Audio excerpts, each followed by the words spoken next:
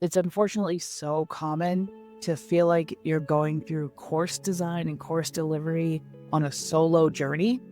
We were flying the plane as we were building it. And so the implementation of things was not only modeled, but it was practiced amongst our participants. I had, as a grad student, access to a lot of different modalities and a lot of different things going on in my different classes. Learning is relational. And to be able to pull the curtain back and let students know this is why I am evaluating your learning in this way. This is why this assignment is important. Focus on making small changes. Don't start out saying, okay, we're going to do this really big, huge thing. But start really small. Make those connections. Today on Science with Impact, we have several scholars here who have recently published an article through our journal, the QVET. Their article is called Lessons Learned from the Development and Implementation of Teaching Post-Secondary STEM Through E-Learning. It's an excellent article, definitely focused on the impact and the process of bringing faculty together. I'm going to ask that each introduce themselves with just their name, title, and institution, and something concise about them. I'll go first. My name is Dr. Rosa. My title is I'm the Director of STEM Education Initiatives at QVET Collective. Something cool about me is that I really like plants. Plants are my favorite, and I have hundreds, and I need more. Thank you, Dr. Rosa. Hi, everyone. I am Claire Dance at Clemson University, and I am one of our associate directors in our Center for Teaching and Learning, which is named the Office of Teaching Effectiveness and Innovation. And a fun, concise fact about me is that my house is typically a zoo with lots of animals. You may hear them in the background of this podcast. My puppy does not understand sit still when there is any sort of Zoom or virtual call going on. That seems to be a trigger for make the most noise possible. Hello all, my name is Karen High. I also am at Clemson, and I'm in a unique department called the Engineering and Science Education Department. And I have been a faculty member for 33 years, did 24 years in chemical engineering, and have been here at Clemson since 2015. And my areas of interest at Clemson are around mentoring and teaching and pedagogy. And just some fun facts about me. I love Disney World, as everyone in this call knows. And also, I do a lot of improv and things with my graduate students and my postdocs and undergrads. So that's me. Hello, good to be able to be on the podcast. I'm Bridget Trogdon, Dr. Bridget Trogdon. I am Dean of Undergraduate Education and Academic Student Services and Professor in the School of Education at American University. Recently, having moved here from Clemson University, where I was previously Associate Dean of Undergraduate Education and Professor in the Department of Engineering and Science Education. Areas of interest are always improvements to education. So, across STEM education, general education, and of course, faculty development that goes along with that. A fun little thing about me, I learned how to knit in the last year or so. I think a lot of people learned to knit during the pandemic. I didn't then, but I jumped on the bandwagon not long after and have found that it's a great hobby and happy to be able to participate in the fiber arts whenever I get a chance. Hi, podcast world. Thanks for having us, Dr. Rosa. My name is Abby Boyd. When we were all working on this project together, I was a PhD student in engineering at science education at Clemson. I have since graduated, and I will probably, by the time this is released, have started at the University of Mississippi as an assistant professor in the Department of Chemistry. So really excited for new beginnings. And a fun fact about myself is that I really love to run. So you can often find me running all over the place and get to see a lot of cool things doing. I live in Colorado right now, so most mornings I'll go for a run along the river. But no matter where I am, I seem to find places that I can. Hi, everyone. It's such a pleasure to be here. I am Dr. Shannon Steppel. I am an associate director in the Office of Teaching Effectiveness and Innovation, or OTEI, at Clemson University. Claire and I joke that we are twins in our office. We share similar titles and lots of interests, and frankly, I just love working with her.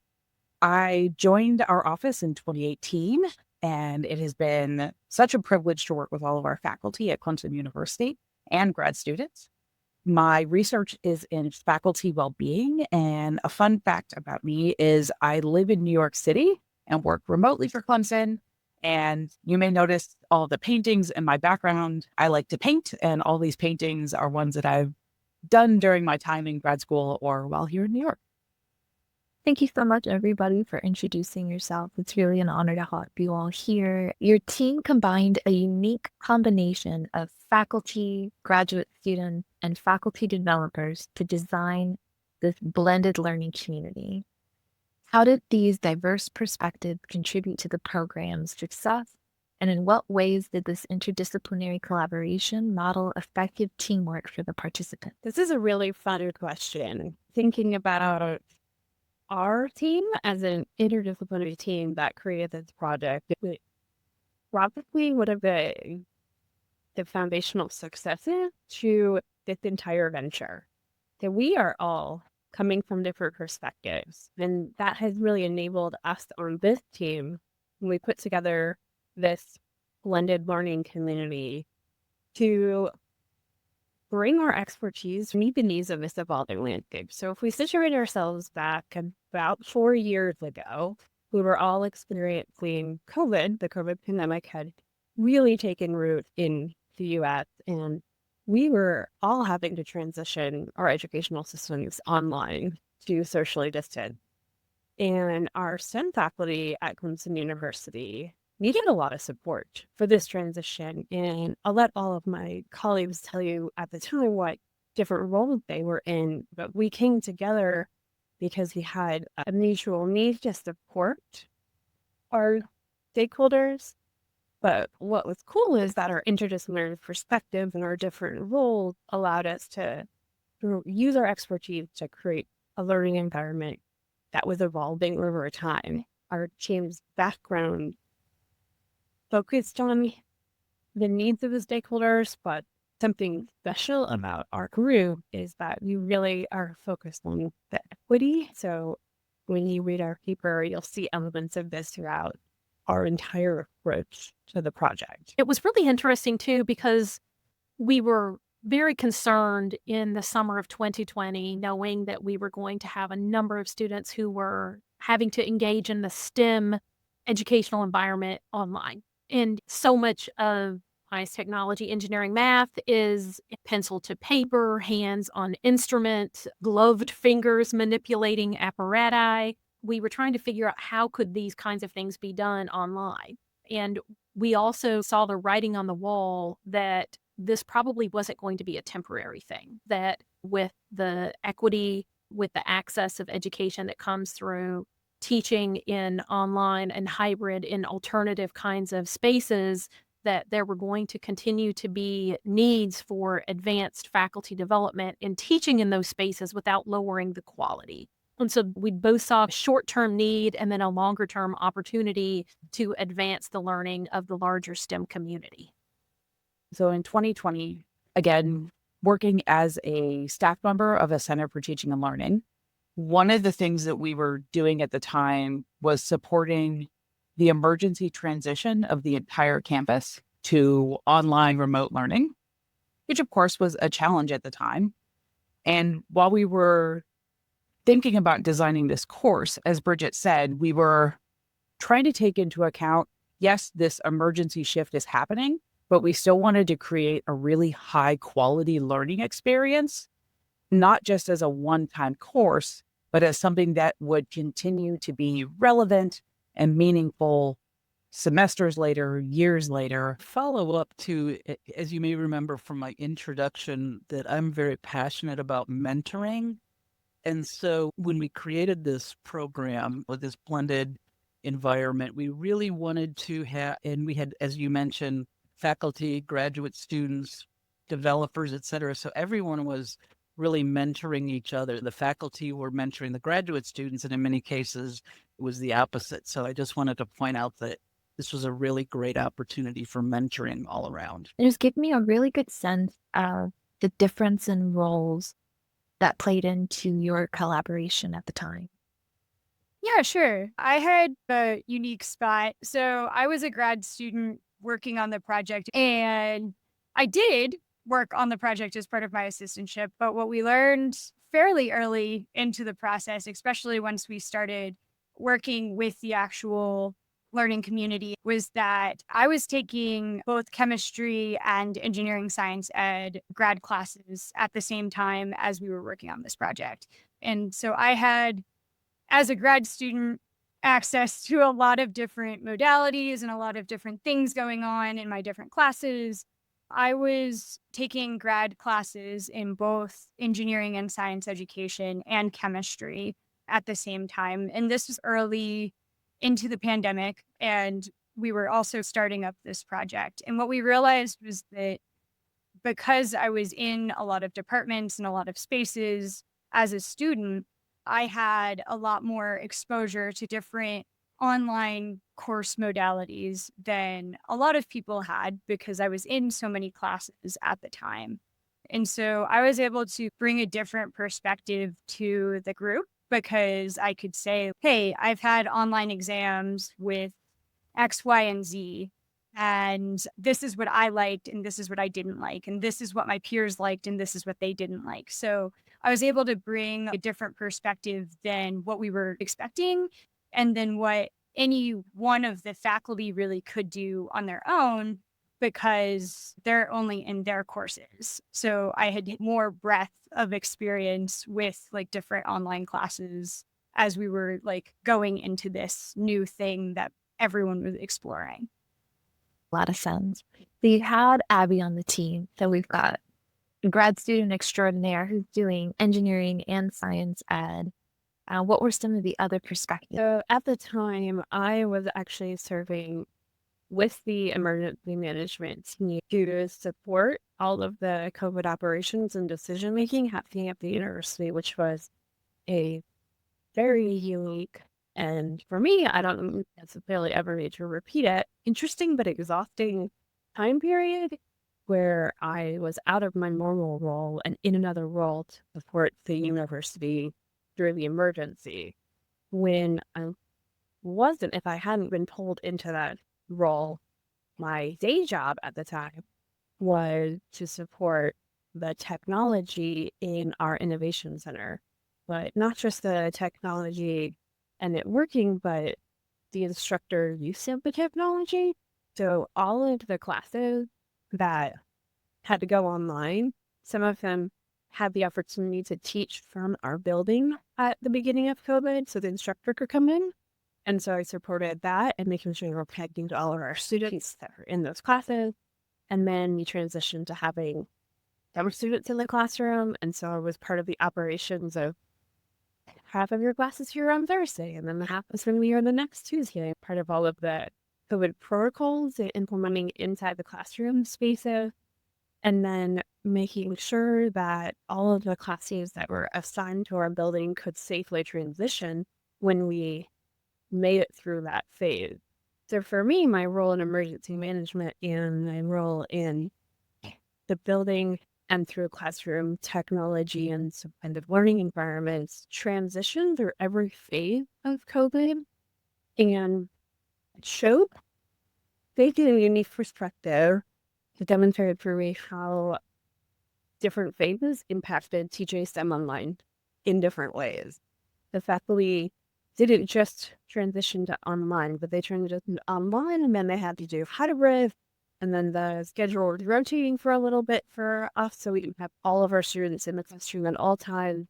And then they brought all students back, but we separated them by distance. And then, so all of these different modes of operation had different impacts on our faculty, and they navigated all of them and informed a lot of the changes and transition we made throughout this project. All right. So we had a grad student who was taking multiple classes from different departments.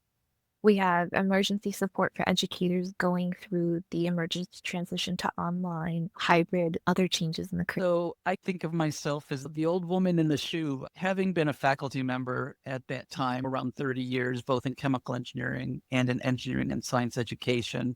I've been teaching a lot. And interestingly enough, when I was at Oklahoma State teaching chemical engineering, I actually taught online back in the 90s and was well aware coming into this project of the challenges of teaching STEM online. So I think my role was as the professor, having been in the disciplines for a long time, 24 years, and as well as a little bit of an expert on teaching online. So that's, I would say, what my role was.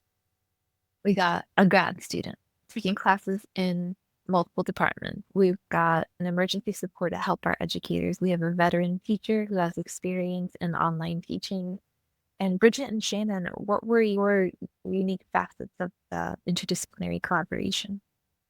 At the time, I had recently finished a PhD and I was working as an educational developer in our Center for Teaching and Learning. And again, so we were supporting the transition of the entire campus to remote learning. And at the time, I was really specializing in our STEM educators, specifically our STEM faculty, and also our STEM graduate students. Clemson University has a large body of graduate students who teach. And in addition to our STEM folks, I was also supporting all disciplines.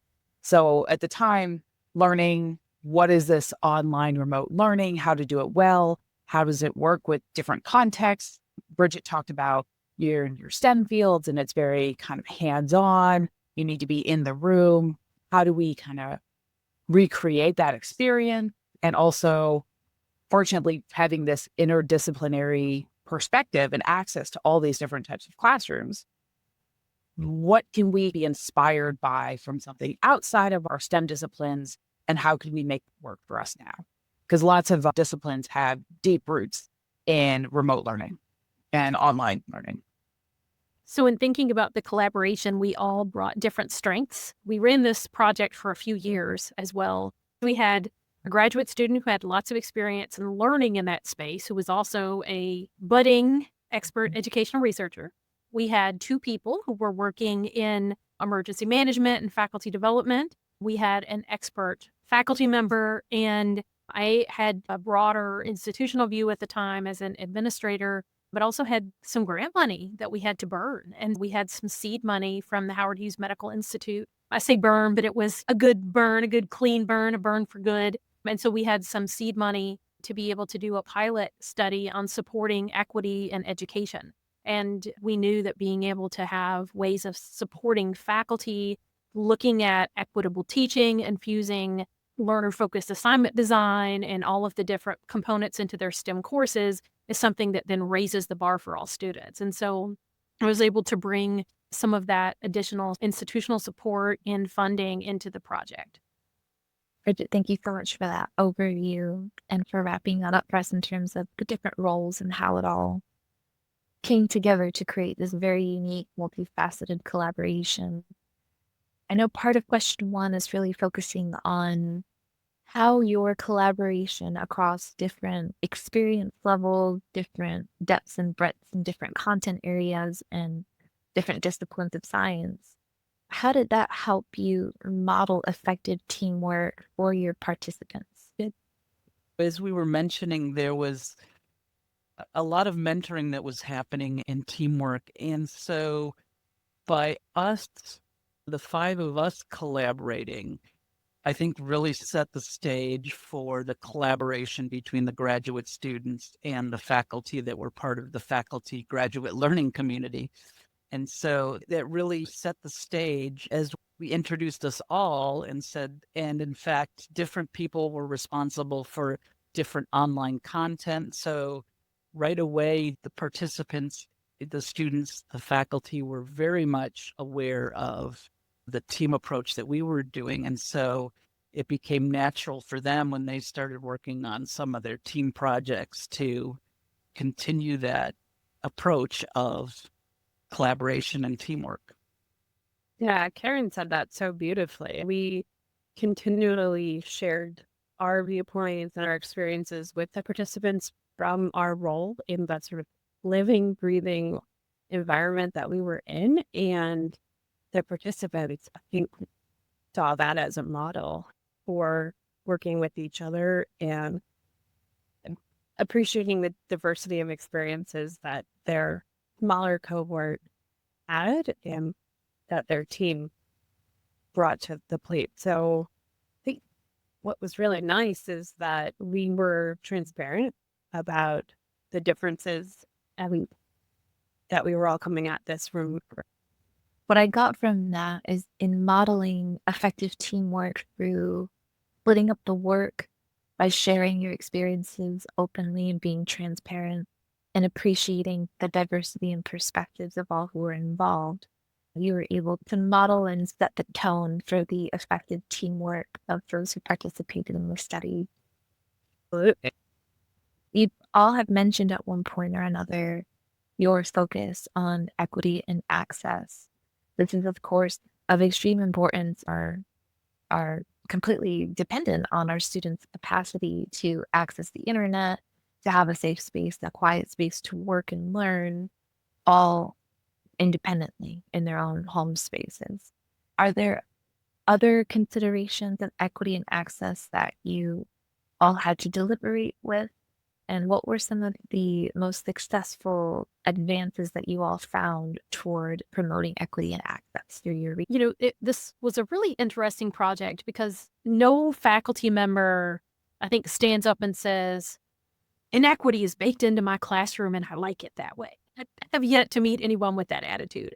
But then if we start talking and thinking about what specifically we're doing, and can you point to in your class where you are using universal design principles, where you might have ways to make sure that students who are differently abled are able to access the materials, that's a different kind of conversation. We saw that we had a colleague who was having to test their students online and was just trying to take a way that they had in the past used a paper test and just put it online.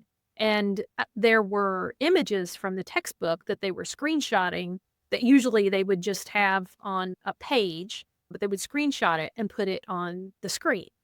And there was no alt text. You could not see it if you blew it up because it was a screenshot and the visualization was low.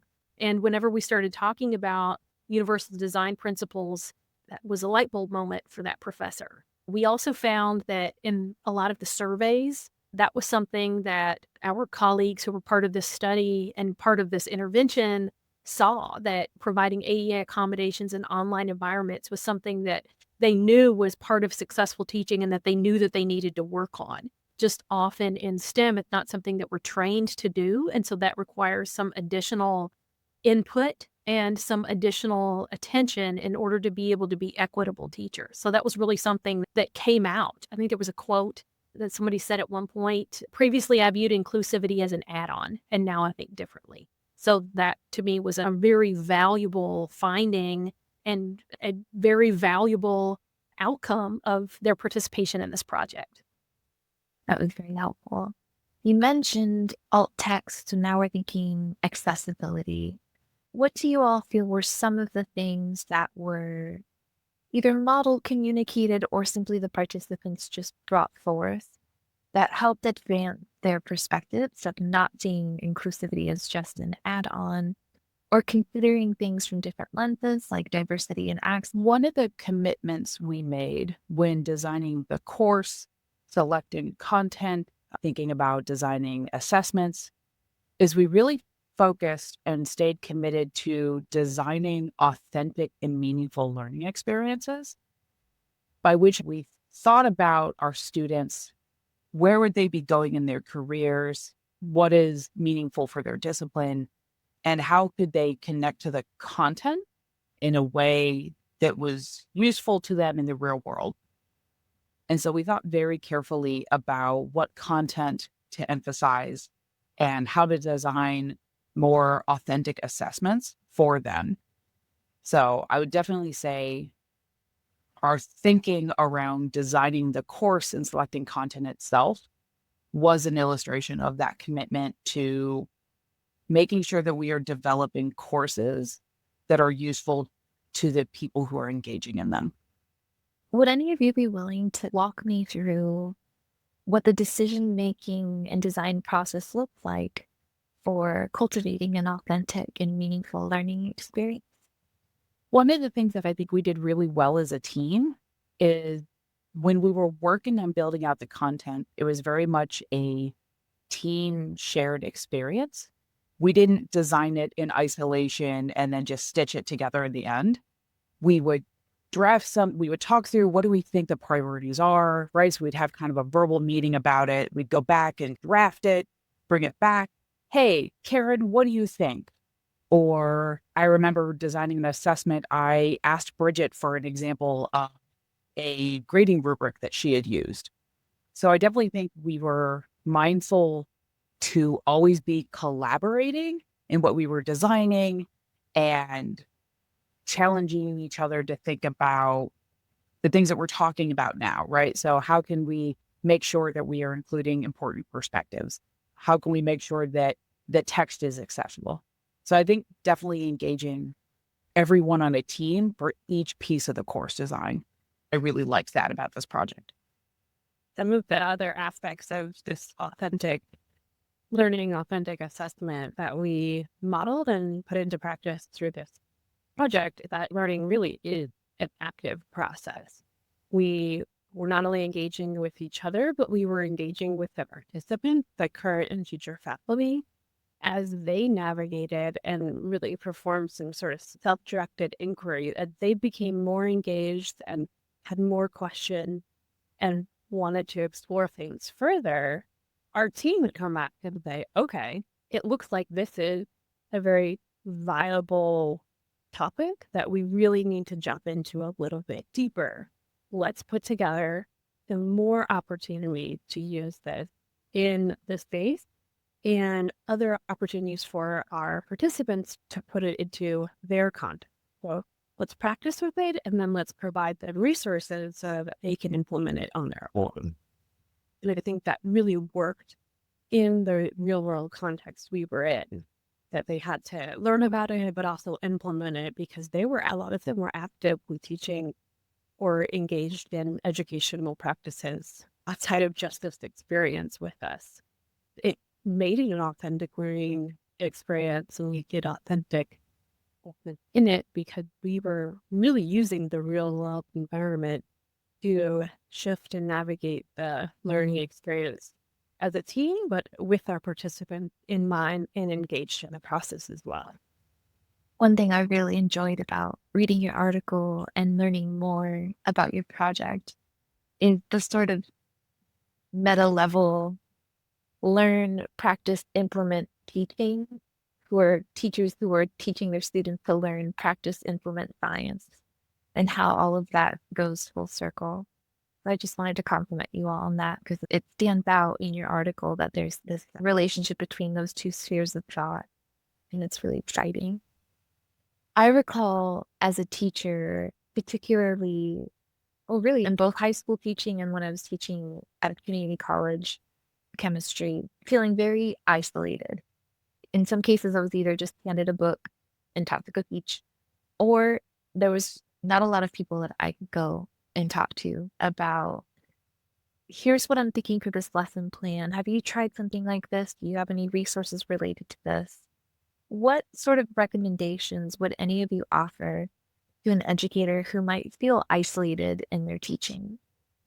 Built into our design was a lot of peer work, meaning or peer evaluations and teamwork, as we mentioned. The participants developed collaborative spaces to be able to give each other feedback. Think as part of that experience, they became aware of the vocabulary of what kind of specific things they could ask for, maybe of colleagues later on in other contexts. They had that practice and that language about what is collaboration, what is peer evaluation, and using that experience in the class. I think that'll give them a little more confidence to go and ask others for help. Bob, I need you to read this for me or provide some input. And these are the specific things that I need you to help me with. So I think we were able to give them a launching pad to really succeed in that area.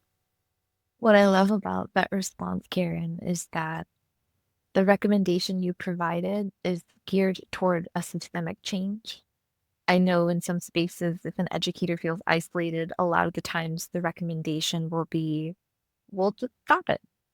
Go and email people or find a community of practice. And while all of those are valid approaches, I really liked that your response specifically was the value of administration and leadership creating spaces, intentionally designing these spaces for collaborative spirit to develop and to occur.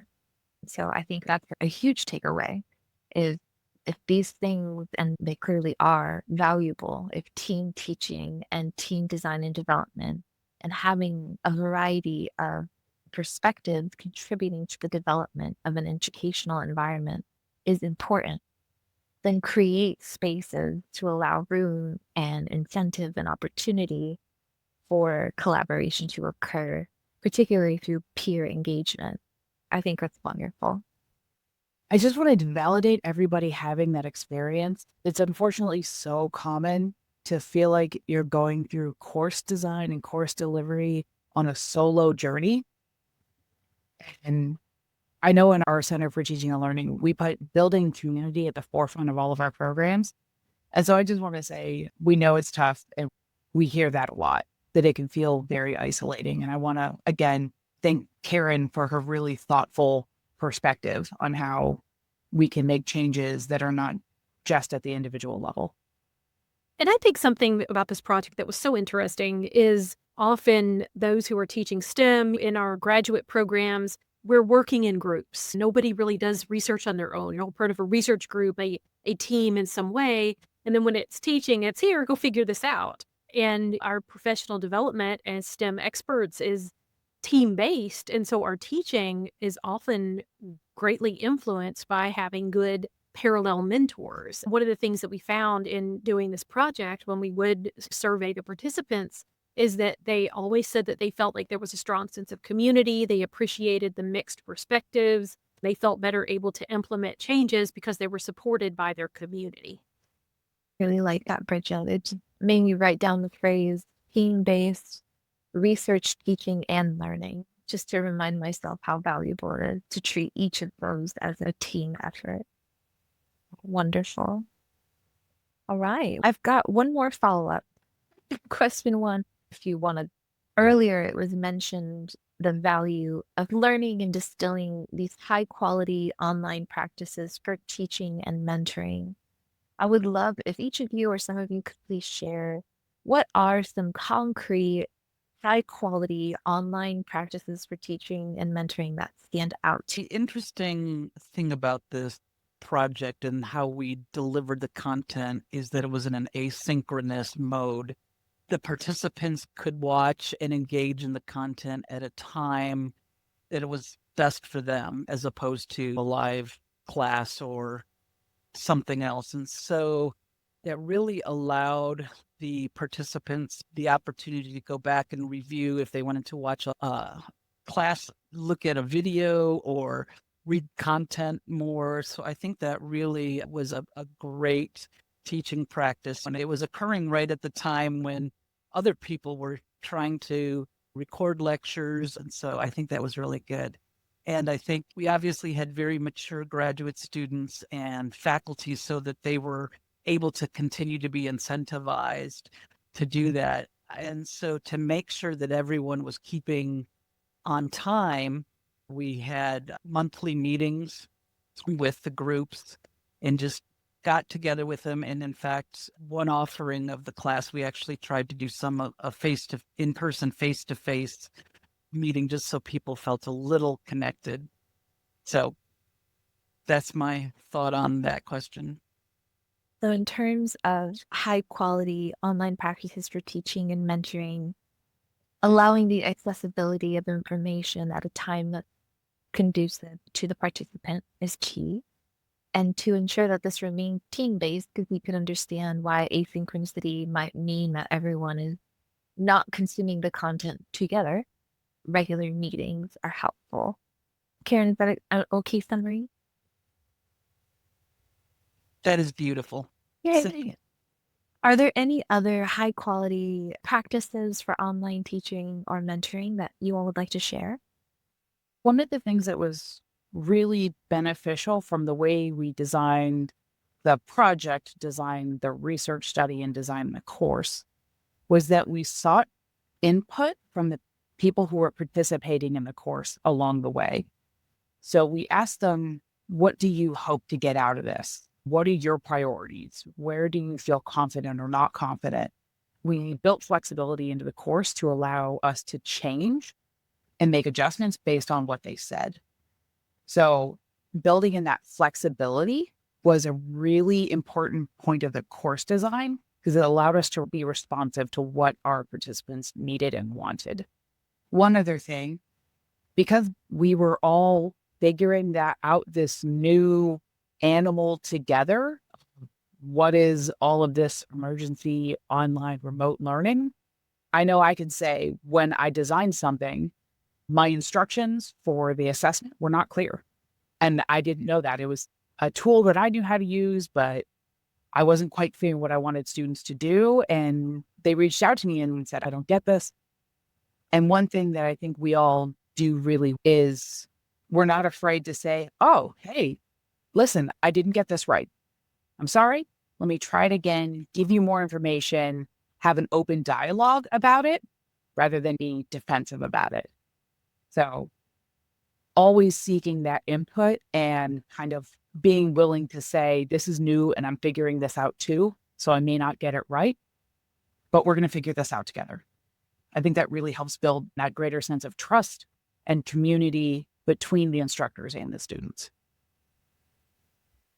Shannon, as you're talking, it reminds me of it's very meta in that we were teaching online and teaching people how to teach online. So it was involved a lot of critical thinking and modeling. And so I think that was another really good teaching practice, is demonstrating how things can be done so that it's not just we could have just written text and said, here's how you teach online, but that's not going to show folks how to do it. Karen, that's exactly what I was thinking. As both of you were talking with you and Shannon, oftentimes we do faculty development or introduce something new. We support the design and we support the development to get started, but sometimes we don't get to be there for the implementation phases. We don't get to be there in the moment when we're actually doing it. And that was something special about this project, is that we were flying the plane as we were building it. And so the implementation of things was not only modeled, but it was practiced amongst our participants. And then the flexibility that Shannon mentioned allow us to make course corrections and meet our stakeholder needs. That was really special. It occurred to me as you all were speaking that a potential alternative name for your paper could have been teaching teachers online, teaching online. This it all just be just to speak to that meta component of your study and your project in your course.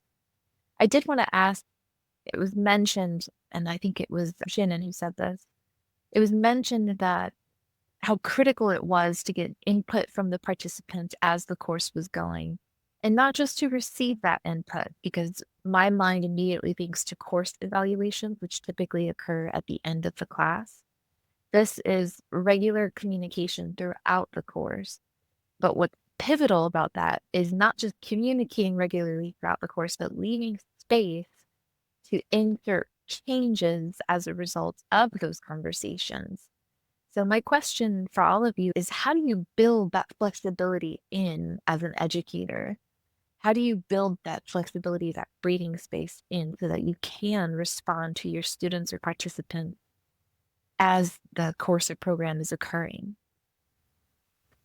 I'm going to show my education nerd and go back to pedagogy of the oppressed, right? Like we learn in community with other people, and it's not this instructor as the font of all knowledge and driver of the full educational environment. Learning is relational.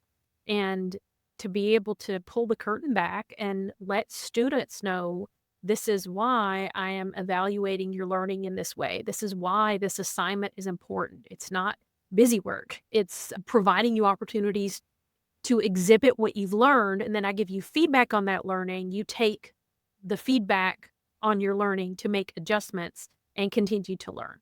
So it's the same way in the faculty development space when we're upskilling with instructors and faculty, where that there's also that relationship. It's not, oh, Karen High is the instructor of this course, so she controls everything, or this team is the researchers, or these people are the funders, and so they control the entire environment. It's relational.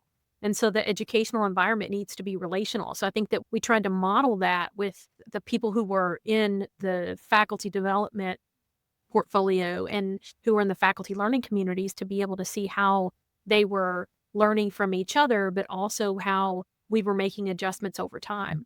And so there are so many different ways of doing that. And it comes in with teaching undergraduate or graduate students, giving them some agency in their learning. And I think that we modeled that in this project as well, being able to make some adjustments over time and between year 1 and year 2, keeping our finger on the pulse of how things were going and then making adjustments to better fit the learning needs of the community. So I heard providing agency, being able to make active decisions about your own learning as it's occurring, and to promote learning relationally, so with one another. Are there other approaches that were used to build the flexibility into the program to allow the attendant or the participant to provide feedback and for those feedback to be implemented? I think this concept of there's things that are critical to know, there's things that are important to know, and there are things that are nice to know is a really important grounding mentality that we took on in this. So there are, at the time and even now, there were so many things that you could learn about online education and that could support STEM online education. Tons of digital tools, all sorts of opportunities that you could take on. Some were better than others. They've certainly become more developed over time. But you don't need to know how to do every single one at all moments. What was important is that we bit off as much as our participants could chew at the time. We picked one and said, this is the process of social reading. Here are the benefits of having your students engage in your textbook online together as a community. As Bridget just pointed out, the learning is happening together in the community, and that happens with your students too. And so when we didn't fill the space with every single thing, we left space for opportunity to engage in questioning, to practice things more deeply, to be willing to make changes if that was needed for the project. That was beautiful. It led me thinking about my life. Like, what is critical, important, and nice in my life? And I just, yeah, thank you so much for all of that, everybody, for answering all those questions about question 1. I know I have a lot. If it's okay, I'm curious to jump to question 5. It feels conducive to the conversations we've been having. So for everyone who's listening, question 5 is, what essential ingredients or magic sauce made this unique collaboration so effective?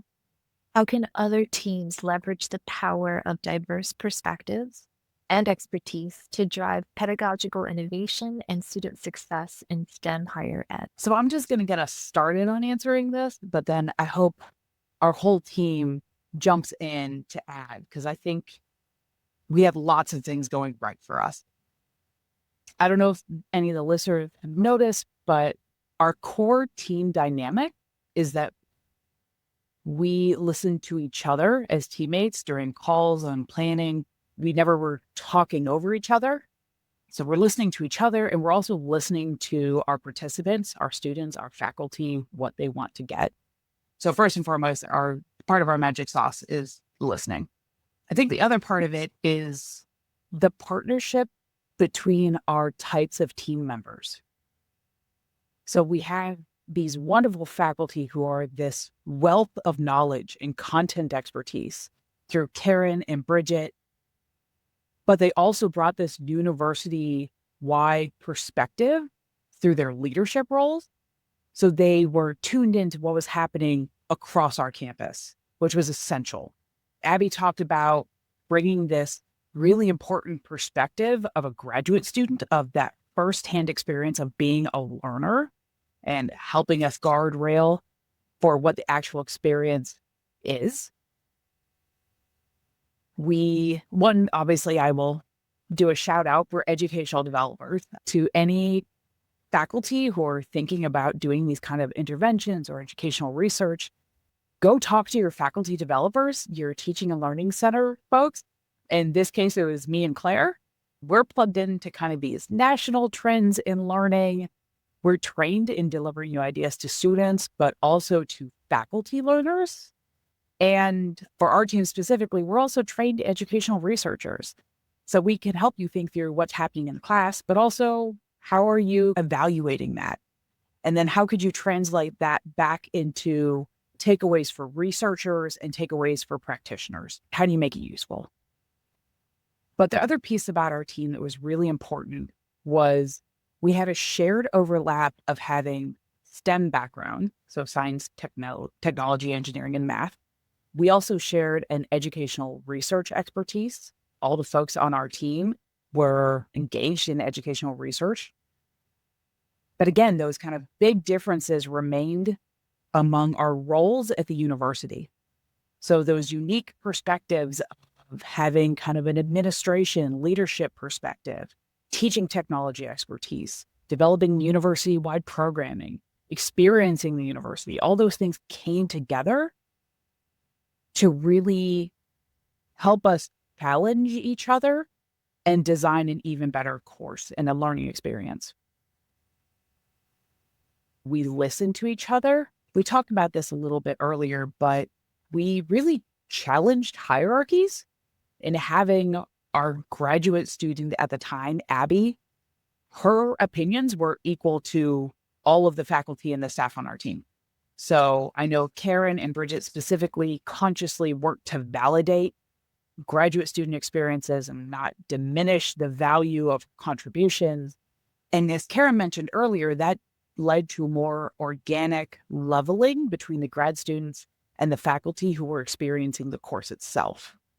So again, that mutual respect, that listening in our team led to that organically occurring in the course. And I know one thing that I wanted to tag Claire in to talk about was something I learned from her. Is called bi-directional mentorship. So if I can tag her in. Absolutely. Yeah. When Abby's voice was as equal and impactful for the design and implementation of this project, we were really engaged in this bi-directional mentorship. And bi-directional sort of through the sense that both the current faculty and future faculty in our team, Abby had lots of real world experience taking classes actively as the project was being designed and implemented. And the rest of us had real world experiences supporting other faculty implementing and administrating the system to get our students through an educational experience that was supportive of their learning and equitable, but also mediating our health and safety protocols. So we modeled this concept of bi-directional mentorship, and that the graduate students and postdocs, this future faculty, and the current faculty both really benefited from sharing their learning together.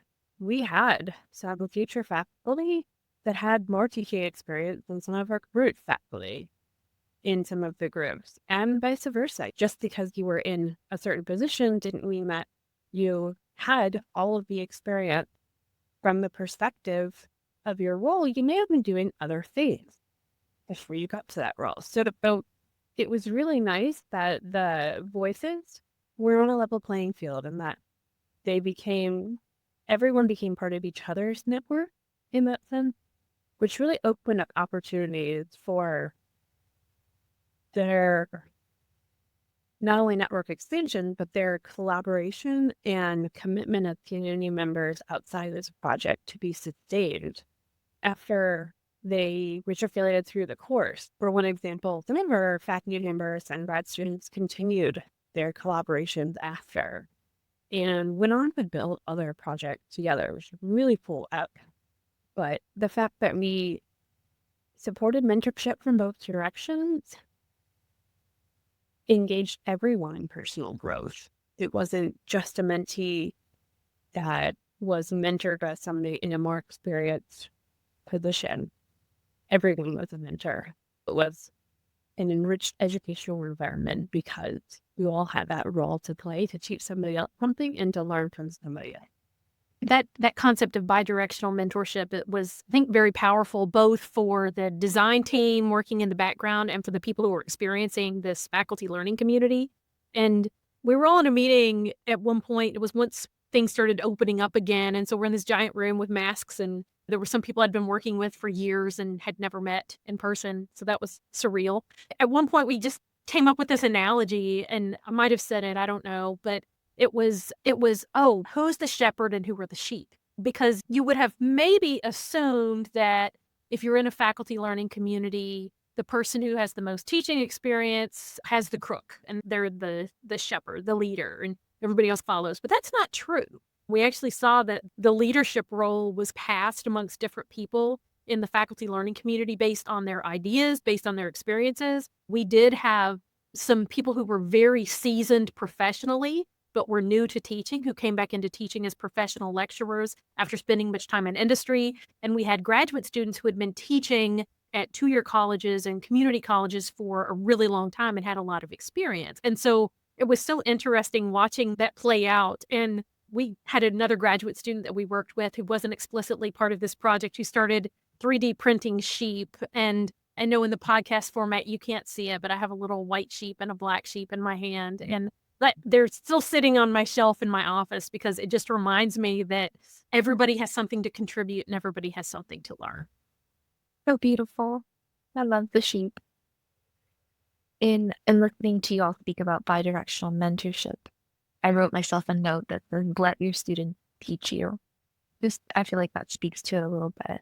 And from a critical theorist perspective, challenging the hierarchy from a position of power by leveling our own power in academic spaces, I think is a very powerful and applaudable practice to implement. So just yay. Thank you all for doing that. I think unless there's anything else we want to talk about for the magic sauce of the collaboration, is there? Based on your experience, what practical advice can you offer educators or institutions interested in implementing a similar blended learning community?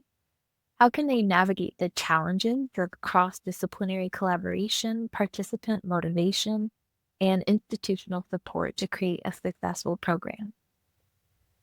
I think one of the things that was really good about our collaboration is that we focused on one thing at a time, focus on making small changes. And I think that is true of institutions and people working with teaching and learning centers. Is don't start out saying, okay, we're going to do this really big, huge thing, but start really small and make those connections like we did. Academic departments with teaching and learning people, with people that know the technology, graduate students, all of these things. So really build your community as much as you can first.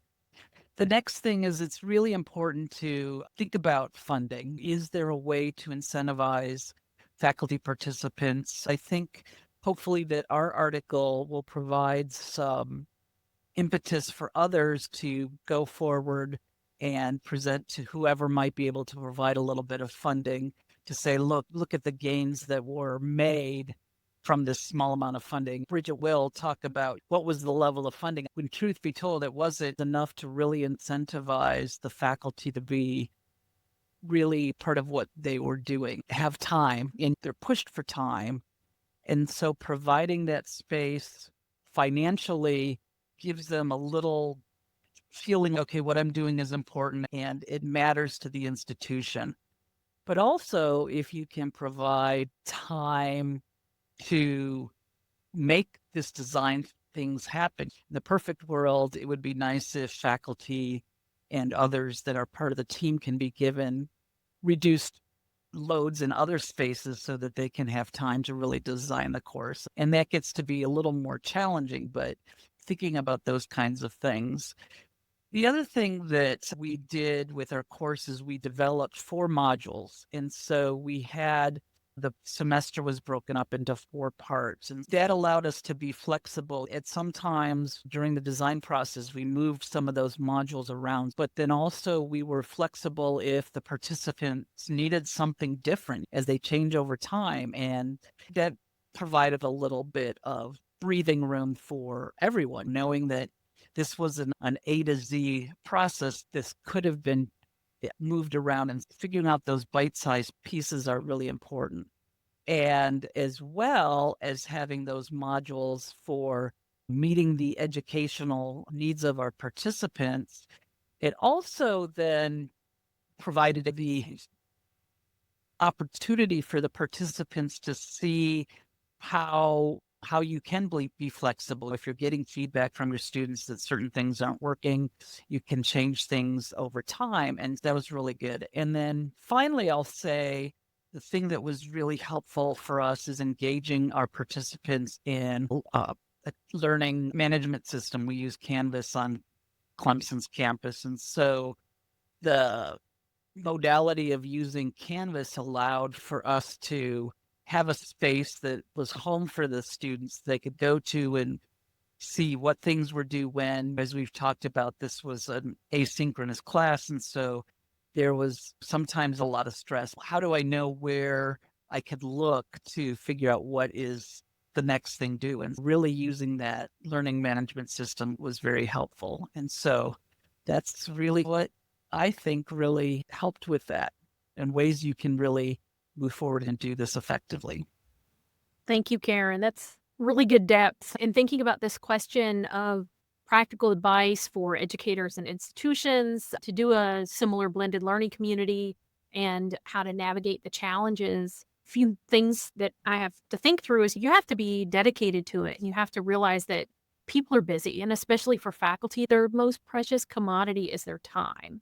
And I echo what Karen said, if there can be a way of some extra compensation, because this would be on top of their regular hours, or if there's some way to navigate a course reduction. Like we did have one of the participants in physics on this program that did have a course reduction, and so was able to spend some more time working on some changes that then went into a really large gateway course and impacted a lot of students. But we also had multi-institutional collaboration. So we had the second round of this project also included participants from our partner 2-year institutions. So a lot of large public land grants have direct relationships with 2-year colleges to ease that pipeline for students who might start at the 2-year or community college. Different states call them different things, and then transfer into the larger institution to earn their degree. And your students are swirling. They might be taking Calc 1, Calc 2 at the 2-year college, and then jumping into DiffEQ at the 4-year institution, or Gen Chem 1 at one and Gen Chem 2 at another, or physics, biology, their intro engineering, their advanced engineering, their statics dynamics. They're swirling between institutions. So you're actually teaching the same students, even though you're at 2 different institutions. And being able to have that learning community, I think, helped cut down on a lot of biases. There's actually a hashtag, I think it's End the Stigma, for students who do start at 2-year colleges, which is a great democratizing way of earning a 4-year degree. Being able to have the biases cut down upon by people learning together was really valuable. It helped build those relationships between the larger institution and the community college. It also provided access then to the DBER faculty, the discipline-based education research faculty, for those who were at the two-year college that they don't have the research infrastructure because it's not part of their mission. And being able to have the Center for Teaching resources as well for that whole community was incredibly valuable. And the thing of very practical advice is there is money out there to support this. There are federal grants, there are private grants, there are consortia, there are ways of being able to get some support for your colleagues who are really in the trenches teaching these gateway courses. It's being able to have that partnership. I think somebody said that earlier, to be able to build off the relationships first. That's incredibly valuable. And then you build the faculty learning communities. So expect that the people who are doing this will have some kind of compensation or time release in some way, and that can take money. Many institutions have internal grants as well. So you can do things like this without a whole lot of money. Like when we did this with our pilot, I think we had about $30,000 and managed to run the program for a couple years. That included teaching support and included some research support and then participant support for the people who were doing the program. If you ask instructors how many students they teach a year, and then you're not just changing that class that semester that they're participating, you're changing their teaching forever. And so you get exponential returns on the investments in quality teaching and inclusive teaching. Of that notion of exponential returns on inclusive and equity teaching. And what's great is that those returns also reverberate through the students and what they carry on to do and how they teach. And so it really just compounds there. And thank you all for covering so many aspects of what made the program successful. The next question that I'd love to ask is question number 3 on our list, but it is the 4th question that I'm asking.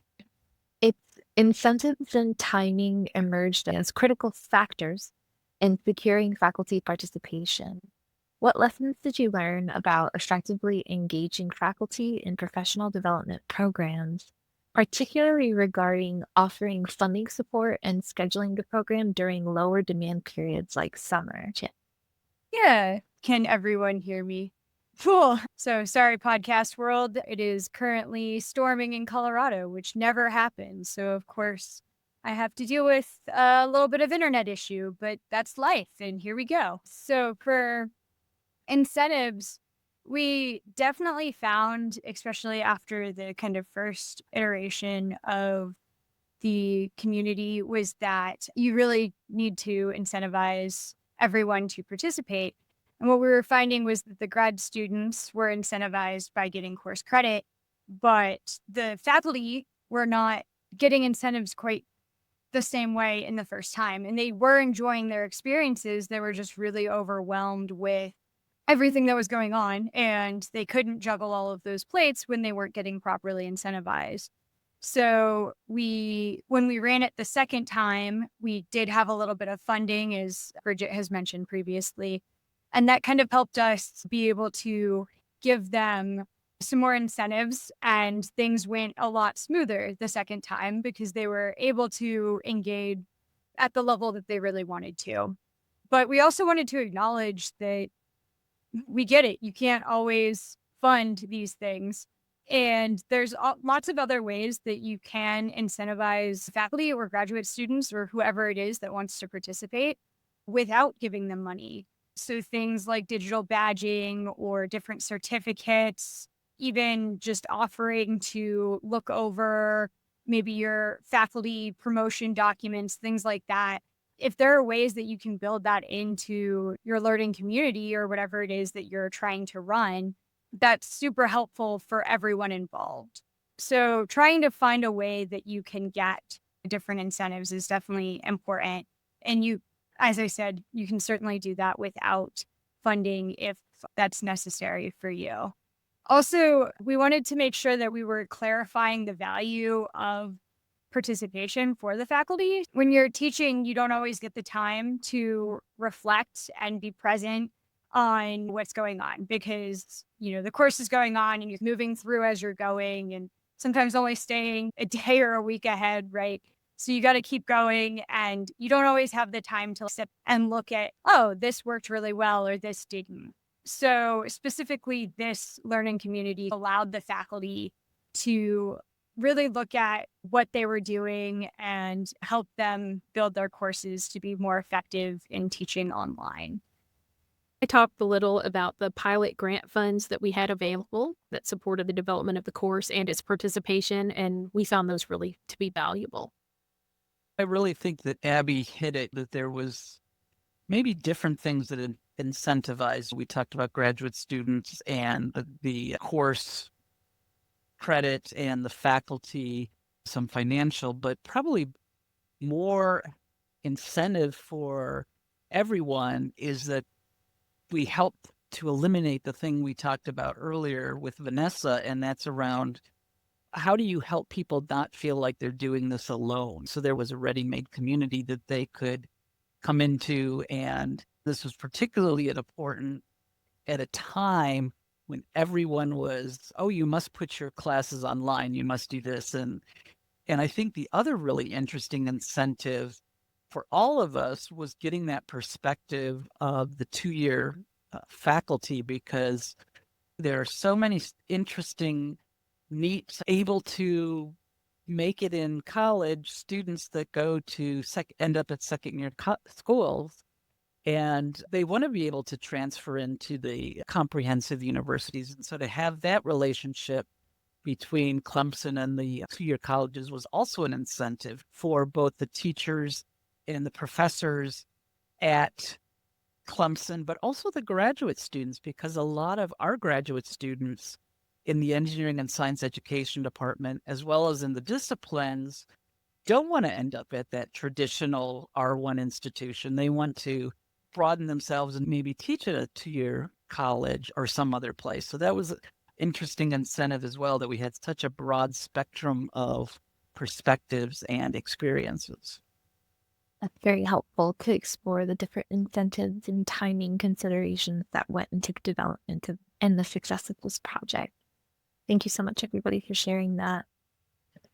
Publishing practitioner-focused work at the intersection of online education and STEM education can be challenging. It doesn't always fit neatly into the scope of traditional academic journals.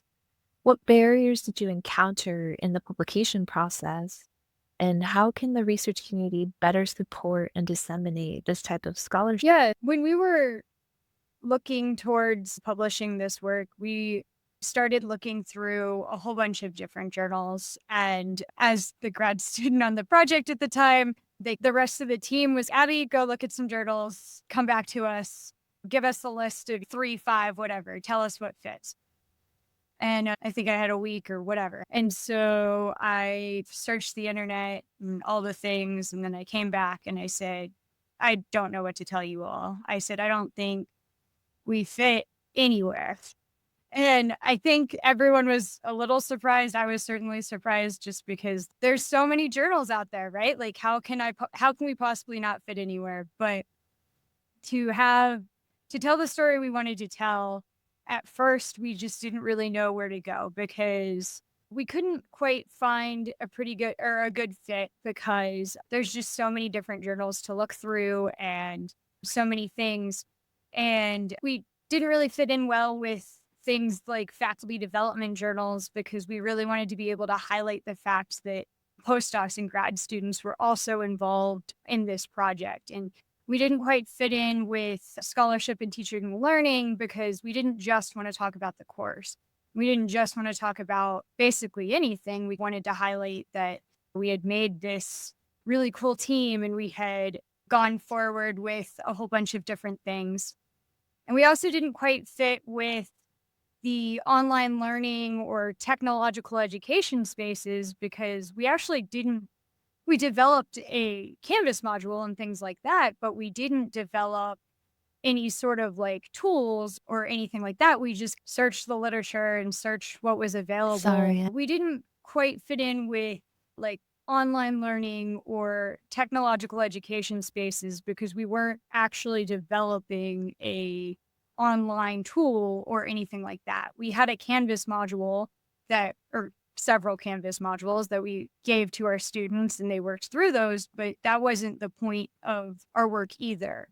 So when we found the cuvette, when we found this practitioner-focused work, we were really excited because we finally found like where we felt like we really fit, in that this whole project was about the conversations between all the players involved. As we said before, that secret sauce, and having the faculty and the faculty developers and the graduate student and the participants like all working together, and being able to talk about that whole thing together was a really special Sorry, spot Abby. for us. We were really excited when we found the cuvette because it being practitioner focused, like a really big thing about our work is that, as we said before, that secret sauce, in that the faculty and the graduate students and the participants and the faculty developers, everyone was working together and everyone had equal voice.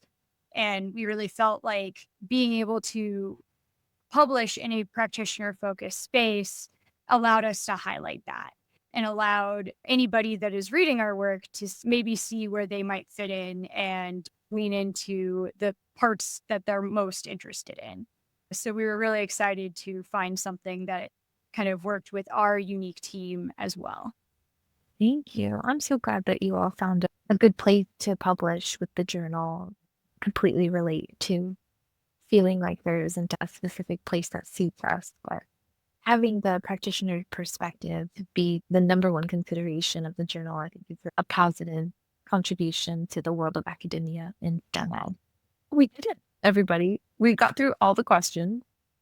And I have to say that all of you just collaborate and connect so well on camera across spans of space and time. I'm just really grateful to be here to be a conduit for questions